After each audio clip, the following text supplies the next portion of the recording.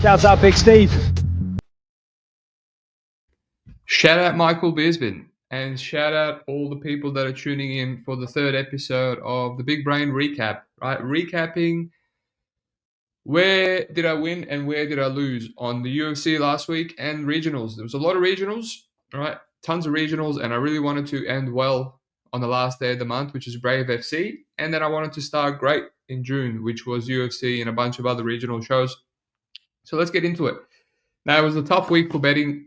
Work was done, the grind mode was on, but I couldn't find many leans, right? And let's get into it. Now, we'll start with Brave FC, and I'm not going to bang on too much about this. Basically, I had no bets, but I pretty much liked 1, 2, 3, 4 pick'em fights, and they all won, right? And I have a love-hate relationship with pick'em fights. Last month of April, I played like 4 pick'em fights. I played Sheehan in Cage Warriors. I played Sudu in Octagon. I played another one in KSW. And in the UFC, I played Prates, slight underdog to Gary, and they all lost. So, sometimes I can force a pick'em fight thinking I have an edge.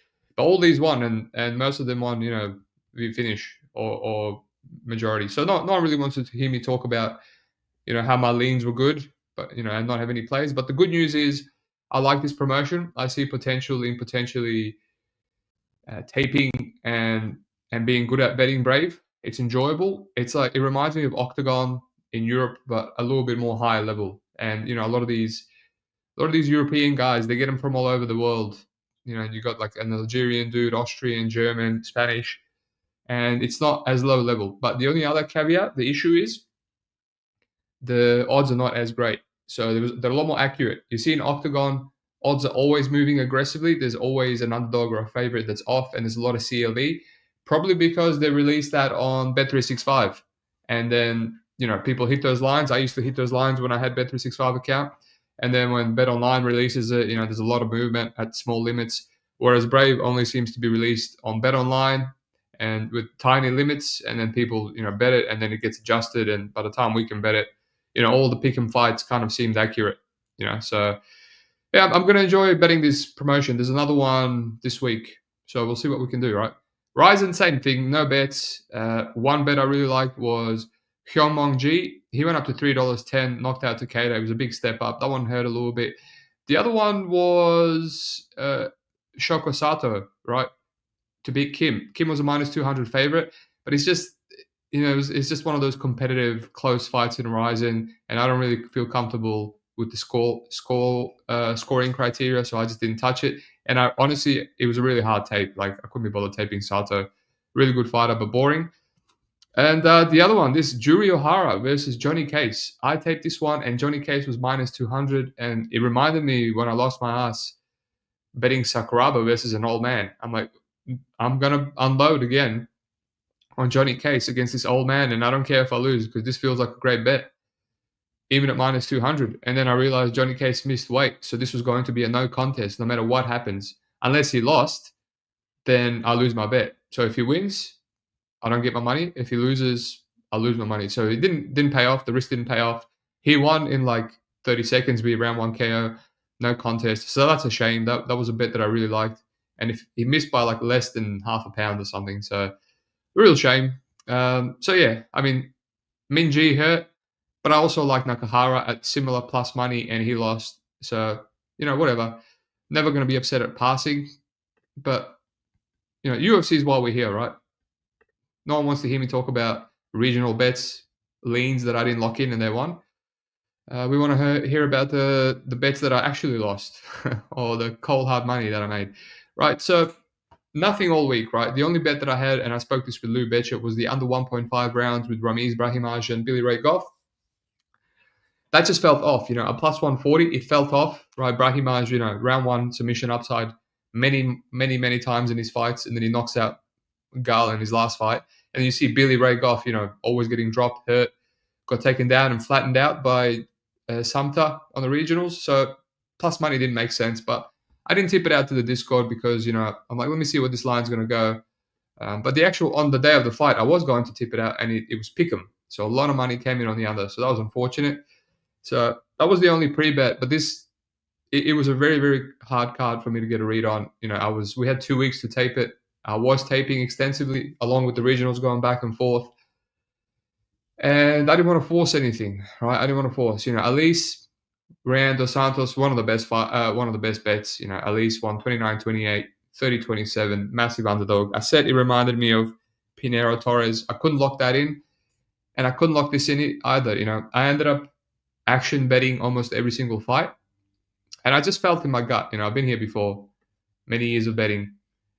I felt like there is no way I can sit through this card and not have any bets. I know I'm going to have action bets, and I have this feeling that it's going to burn me because it's not full of fights that I have great read-ons where my action bets are going to hit. That's why they're action bets, because you can't even put half a unit on them, right? And I did put a bunch of action bets, but I really should have just put half a unit on Elise Adeline. If you're going to put action bets, I think money line's a lot more safe. Right? What's the worst that could happen? She loses a close decision. You can maybe lie bet Dos Santos hedge. So yeah, that one hurt a little bit. I was really hoping that Dos Santos would finish her, but it is what it is. And my first bet was Balakioki by KO over Michael Aswell. Aswell's very, very durable. Never been knocked out, but he's been dropped a bunch. He's been busted up. Moving up weight class, Balakioki hits hard. I basically just faded him because of his striking defense. Didn't work out. He took an insane amount of punishment. Lost $150 there. Peanuts, whatever. Jordan Levitt, Kurt Holbrook. I really wish I taped this a bit more. I felt like Levitt should be a good play, at any price. I didn't tape it. I was actually on the meeting as well, and I saw that he won round one finish. So I was like, whatever. It is what it is. Nascimento, I just played Nascimento no scorecards at plus money, which was a crazy line to me. I thought he was more likely to get a finish. And honestly, in round one, Jafel Fila looked like he was more likely to finish him. But yeah, both guys very, very good grapplers. Hard to sub either one. I contemplated the under 2.5 rounds at plus money, and because I felt like Nascimento might show up a bit off, and he did show up a bit off. Obviously the layoff and the weight cut affected him a bit. But again, I'm glad I didn't play the money line there. On Nascimento, I thought he should have been a slight favorite, but honestly, the fight played out as a pick'em. Zachary Reese, Dusko Todorovic. This is where the real issue started, right? I said I hate the under 1.5 rounds, right? I know Dusko has bad wrestling. He usually gets a finish from getting guys down and ground and pounding him, but his wrestling's trash. He sucked. He couldn't get it on the Quan Townsend. He couldn't get it on, Beverly Hills Ninja. He couldn't get it on Maki Pitolo. Pitolo went for a guillotine. That's the only reason he got on top. And some of these bums, he's taken over 1.5 rounds because of that. I know Zachary Reese is a bum, and he's generally easy to take down. But it's like Dushko's wrestling is so bad that he will probably struggle to take Zach down as well. And also, I thought, Dushko's not that chinny. A lot of people say he's chinny. I still think he's very tough. So I was like, I don't want to rely on Zach to finish him when he couldn't even finish, Jose Medina, right? Supposedly the toughest guy in the game. So I said that under was bad, and because of that, I also didn't play the under 1.5 in his Jordan Wright fight. So I had a good read. But then, on the day, I'm like, I got in my own head. I'm like, man, Dushko's washed. He's got the injuries. I couldn't help but think when he just blew his knee out from nothing against CLD. It's like his body's falling apart. It's going to look like big hindsight value, And you can even finish Zachary Reese, even without takedowns, he cracks. So I put like more than half a unit, $350 on the under. And then I played a little same game parlay, $50. Dushko to get a takedown in round one, which was pick'em. Back in the day, I would put a whole unit on that. And then I put Dushko to win. So one takedown in round one, pick'em, plus Dushko to win, like big number. I should have just played, get a takedown in 1-1, pick him. That's like easy money. But yeah, I lost that. And then obviously I lost under 1.5 rounds. It is what it is.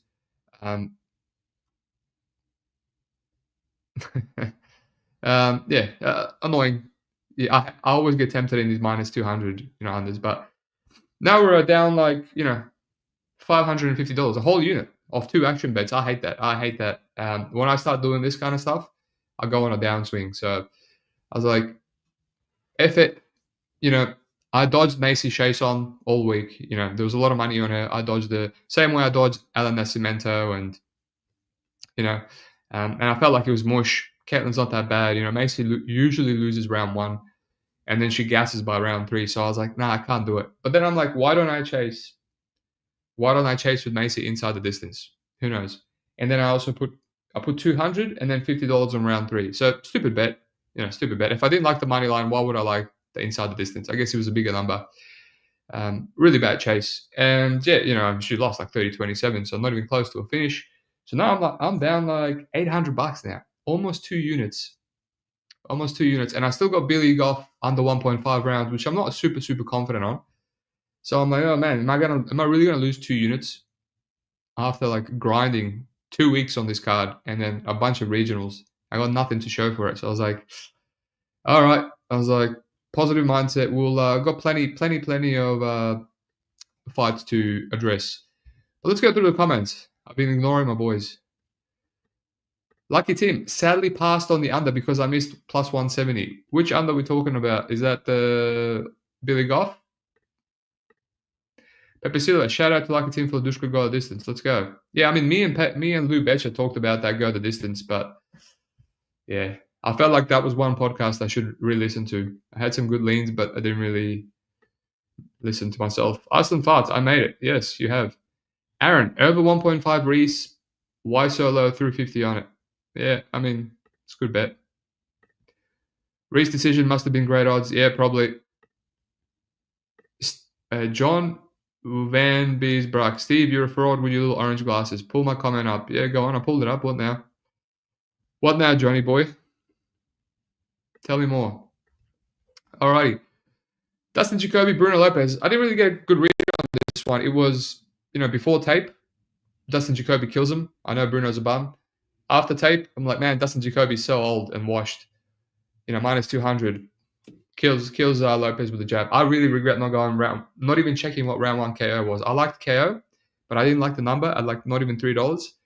But round 1 KO, man, he's done it so many times. Darren Stewart, Kennedy Nchukwu, Dang Long Jong. I should have checked what that round 1 was. And I was like, that could have been my good chase. And then Ramiz Brahimaj, I'm like, fuck it. I'm letting this under 1.5 roll. I need a chase. I mean, in my previous experience, more than 5 years, the best way to chase is on the one fight that you have a good read on. Just double down, triple down. So obviously Ramiz Goff is the only play I had pre-event starting. So I was like, I got to double down. I don't have a good read on Gamma. I don't have a good read on the main event. I have to double down here. So I put another unit, $500, 500 and something dollars on the doesn't go the distance to win 238, and then I had to win a unit on the under 1.5 rounds. I was actually praying for Ramiz Brahimaj to do it because if he didn't get a round 1 sub, I didn't want to rely on Billy Ray Goff to get a nutritional knockout. And I could see Ramiz surviving rounds 2 and 3 and being tilted. And I don't know if Billy Ray Goff would have done it under 1.5 rounds. So I was like, give me the round 1 sub, please. Make it easy. And it hit. I got 688 profit there. So basically down to 122 loss from 800 down. And easy peasy. I did wish I played Gamrot. Everyone was saying, a lot of the sharps were on it. Pepe was on it. A bunch of others were on it. Yeah. So that could have been another. But, hindsight, just... You go look at some of Gamrot's fights, and he's just struggling, against guys that I don't think are that good. But yeah, it is what it is. So $100 down, not bad at all, right? That's where we're at right now. Right, we had a good comeback in May after a massive 3,000 something loss at the start. Came back and actually made $780. Kept winning 1, 2, 3, 4, 5, 6, 7, 8 events in a row. And, now I lost a little bit on Cage Warriors. I put like $90 on this Peruvian kid at $4 something. They lost a split decision. And, yeah, lost $100 there. So, like $200, almost half a unit. Who cares? I'm aiming for a 6 unit month. Get this yearly total to 5K. Again, peanuts, but I'm feeling good. I've got 3 or 4 design clients all on Sunday. All of a sudden, after not having any work for months. So I'm feeling good. I'm looking to turn that potentially into my bankroll and then bet more aggressively and then get it up to 1K units. Things are going well. I can't complain. So in terms of negatives, what I would like to do better, I wish I played at least a couple of those winning leans on Brave and obviously, pick the one winning lean on Ryzen, not the losing one. And in UFC, yeah, the biggest regret is is getting roped into the Zachary Reese-Dushko Todorovic fight. That under 1.5 rounds and the $50 on Dushko same game parlay was $400 lost, almost a unit. And, obviously I'll also regret chasing with Macy Chason, of all people. Pick the two worst fights. Yeah, but that alone is like $600 that I've thrown away. And you have to be very selective on these cards. These cards that you have bad reads on, you have to be very selective. And it's just, picking the Zachary Reese fight instead of the Elise Adeline fight is a difference between profit and loss. But again, I ain't gonna complain about losing $100. Whatever. We're hitting big next week or the week after. It doesn't really matter. So we Gucci. We Gucci. John, all right, you say thanks. So why you called me a fraud? So what was the point of putting up that comment? I thought you were gonna give me something back and forth. It's weak. Really weak. Aaron Gialanella, it was plus 4 Jacoby round 1 KO. Yeah. Sad. Aaron, Gamrot is your twin, Steve. Yeah, I've heard people say that. I love Gamrot. He's one of my favorite fighters. So it kind of sucks that I didn't bet him there, especially when his odds went up to $60.66. The old devil number. So I like to lock those in sometimes. I don't worship the devil, but it's just cool, You gotta find some cool random edges, some reasons behind your confidence. All right, that's it. Shitty card, really shitty card for betting. I'm not gonna do an early tease today. I'll do it tomorrow because old mates Wheezy and Brady always get in the way with their show on Monday. So peace out, like and subscribe, and we'll make some profit this week.